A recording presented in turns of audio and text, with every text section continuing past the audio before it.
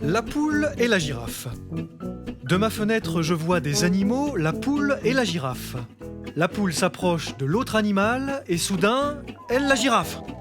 Oui, elle la girafe tout de suite. Bien, la phrase n'est pas correcte en effet, girafe n'est pas un verbe et ce cerveau d'adulte a su magnifiquement l'identifier. Et maintenant, elle la girafe ?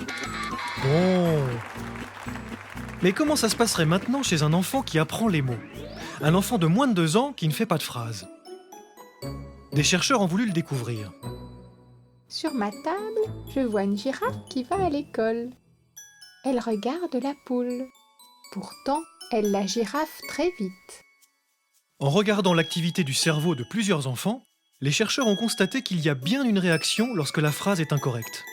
Ça signifie que les enfants de moins de 2 ans comprennent déjà le rôle des noms et des verbes, c'est-à-dire la syntaxe. À moins que ces enfants n'aient déjà entendu ces phrases particulières à base de girafe et qu'ils n'y soient déjà habitués. Il fallait donc refaire l'expérience avec des mots complètement inconnus, appris lors d'une séance de jeu de moins d'une demi-heure. Je vais te montrer quelque chose. On peut pouner le cheval. Alors, regarde ce râne. Regarde comme il est beau ce râne. Tu as vu ? Et on peut dumer le poisson. Regarde, tu as très bien dumé le poisson. Super. Et on recommence le test une semaine plus tard. Justement, il voit un poisson dans la rivière. Alors, le dume aboie. Tiens, le voilà, avec du pain. Il le râne, le pain. Le cheval bouge trop. Martin n'arrive pas à le pouner. Maintenant, le poune est plus calme.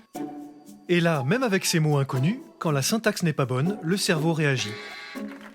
Pas de doute, bien avant de pouvoir formuler de longs discours, les enfants détectent la structure des phrases. Ok, attention ! Il dume le râne en voyant la poule qui girafe partout. La girafe prend le dume et poule le râne qui girafe sur le dume.